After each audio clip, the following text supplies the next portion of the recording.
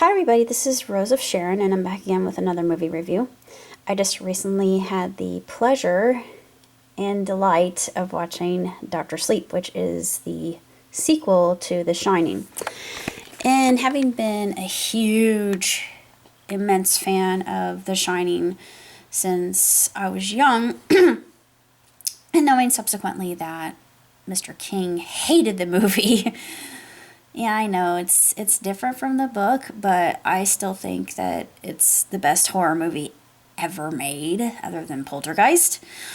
It's my absolute favorite, other than Poltergeist. But I adored Doctor Sleep. It followed the book. I was reciting a lot of the lines, even though it had been years since I had actually read the book. It's still up here in my file cabinet somewhere. It's interesting how file cabinets are actually, well, a file cabinet is used in the film. I'm not going to say why, but it's a small spoiler. I thought that having the return to the Overlook was icing on the cake, especially for those of us who have loved this film for so many years, and we returned to the scene where it all began. And Lloyd, the bartender, in the guise of Jack, well, we know that it's just another face that Jack has. So satisfying, I thought. And I think it's very intriguing that Danny himself has a lot of parallels with his father Jack, being that he is an alcoholic, and of course Jack Daniels, that ties into it. It's allegorical and very symbolic. There's so much to actually analyze, and that's why I really like this film, because it's very, very intelligently made. It's scary as heck, and I would think that actually the first film is terrifying, and I love it. I mean, I'm normally not really into slashers, but it's not really your typical slasher. It's psychological, and that's why I like it, because it plays upon the suspense element quite a bit. This deals with different articles of the paranormal. I won't get into it, but as far as the movie is concerned, I absolutely love it. I know that some people don't care for it, but I loved it. I thought it was just as good as the original, though the original is my ultimate favorite. I give it 5 stars, 2 thumbs way up.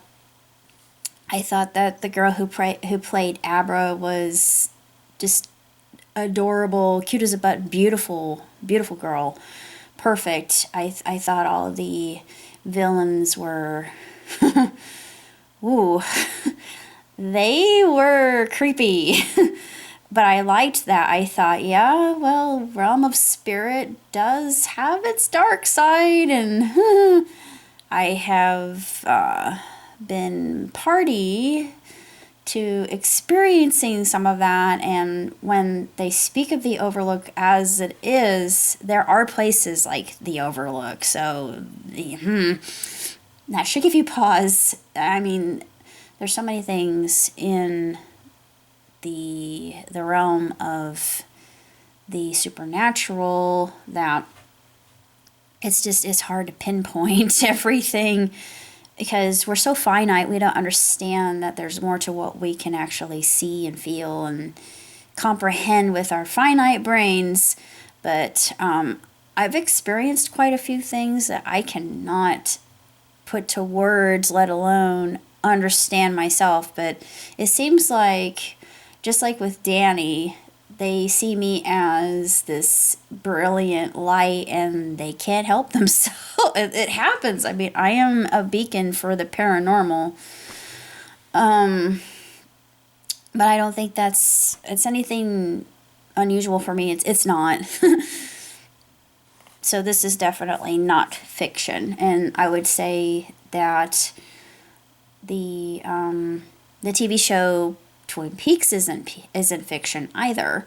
Another good one that kind of plays with a little bit of reality is The Magicians, because there were some things that I encountered in that I thought, oh yeah, that happens. And with the librarians, with ley lines, we really don't, like with what Kathy said about ley lines, we don't understand. We just can't. Is so far beyond, like I said.